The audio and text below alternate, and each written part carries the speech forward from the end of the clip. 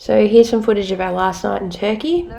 We gave the kids a play on the beach, but it was going to be an early night because we needed to be up at 5:30 in the morning with all of our stuff ready and packed to get on the bus for the drive back to Istanbul to catch our flight to London. So Sky put on a show for us. Here's the kids doing something weird on the beach.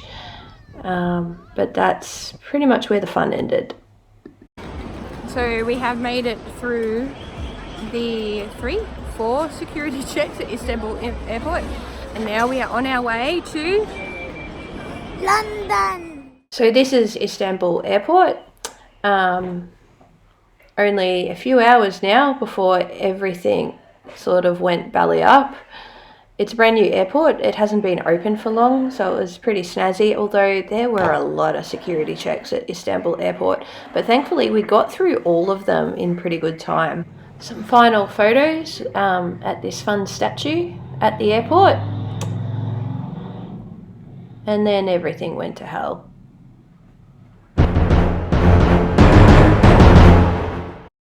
So what ended up happening is not long after takeoff, Harry started to struggle to breathe, and it's got bad really quick. If you have a look at this picture here, you can see at the bottom of his neck there how much he is sucking in. So he was sucking in there at the throat, and he was sucking in a lot at his stomach as well. It didn't take long. It happened really, really quickly for him to just get to this level. The meal service had only just begun, and that happens within the first hour of the flight. So I immediately started getting really worried because we'd taken off. As soon as the attendants came to me, I alerted them that he was having trouble breathing. Now, if you are wondering why I have so many pictures of sick Harry, it's got to do with the fact that John and I were separate pretty much since Istanbul. This particular flight, this was our seating arrangement. On the way to Istanbul from Australia, we were seated 1, 2, 3, and then another 3 of us behind, and then Josie on the aisle. But for this one, we went across 2 aisles. So on one side, near the window, which is here, Harry, so he was sitting next to the window. Then there was me, and then there was Sean. Then we had the aisle, and I have to point out that the meal service had begun, so their carts kind of get put here and we can't see each other very well for a little while. Then there was Grace, so Big John, and then Johnny. And then right on the other side of the plane, there was Josie, who was sitting by herself. So when Harry started to have his asthma attack, John couldn't actually see what was going on, and so I was trying to communicate him through our phones. You're supposed to have Wi-Fi on the plane, but now I know that that wasn't working very well. So that is the reason why I have a bit of footage about what was happening with Harry. It was mainly to inform John what was happening.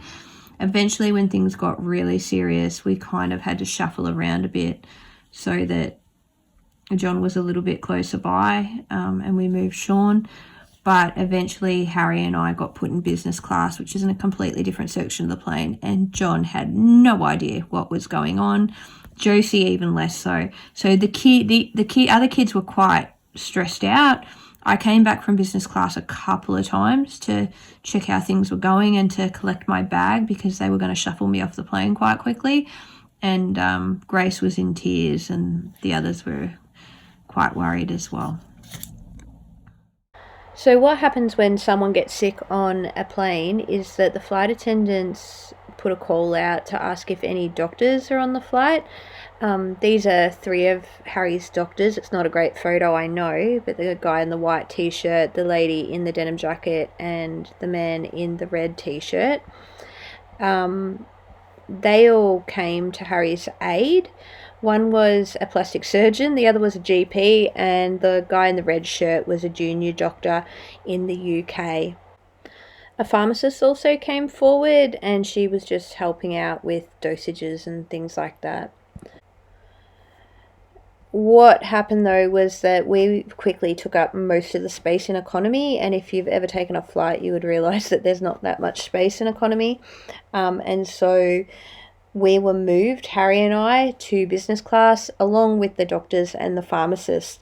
I was really apologetic to the people in business class who'd obviously paid a lot of money for their space that is afforded them, but they were all really great. They talked to us. They were really concerned for Harry, and a particular couple from Turkey, an older couple, talked to me nearly the whole time for the remainder of the flight, just trying to comfort us and calm us down. I couldn't actually get that close to Harry most of the time because the doctors needed to be near him and there wasn't that much room.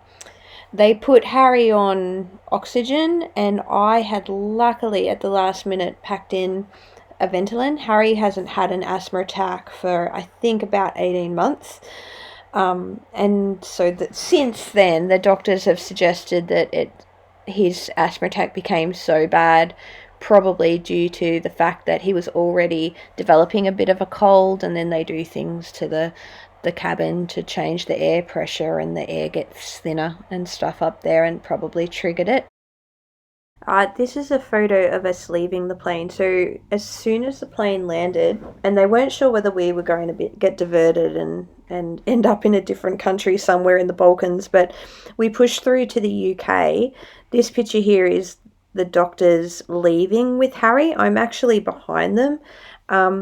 The flight attendants initially didn't want the doctors to come off board with Harry, but the doctors pretty much just left all of their stuff, and they said to the flight attendants, no, we're going with this boy until we see the paramedics. We're going to do a proper handover, and we're not leaving him until we know that he's safe and he's cared for. I cannot thank these doctors enough. They left everything. They left all their bags on the flight. They just weren't even concerned about any of that. Their main concern the whole time was Harry and myself, and yeah, they were just brilliant, all of them. I think there was one from Turkey and 2 from the UK. So once we got off the flight, we were met immediately by paramedics who put Harry in a chair just in the corridor and attended to him straight away. They immediately got him on Ventolin and oxygen. Everyone at the airport was really wonderful. We were met by immigration officials who took Harry's passport and my passport and just gave us a bit of paperwork to say that we could be in the country. So Harry and I haven't got our passport stamped for the UK yet. The guy you can see in the bottom right hand corner, he was really wonderful, really kind. And the guy whose hand you can see actually asked where we were from and then asked me if I knew Naracoorte.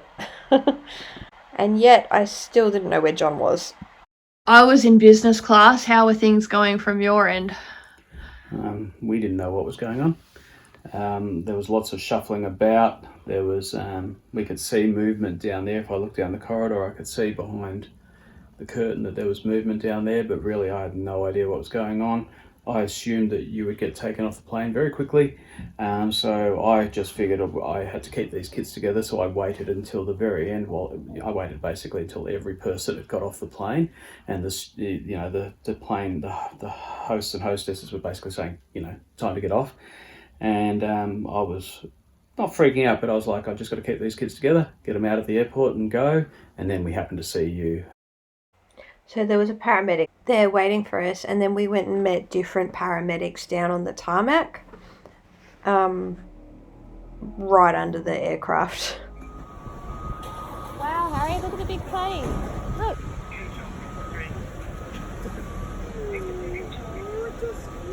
Hey?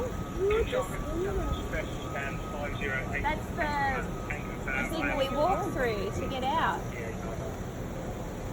That's how you get out.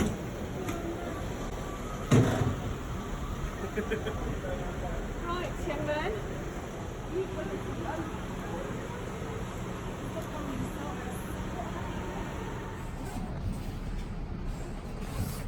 Can you try and start your breathing down and get in hospital? You're breathing really heavy, aren't you? Oh, you've got one then. Oh yeah. I was going to say, I'll put mine on you control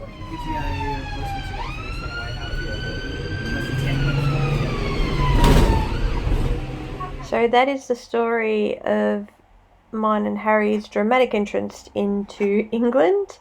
I just want to say we're really grateful for all the doctors and nurses.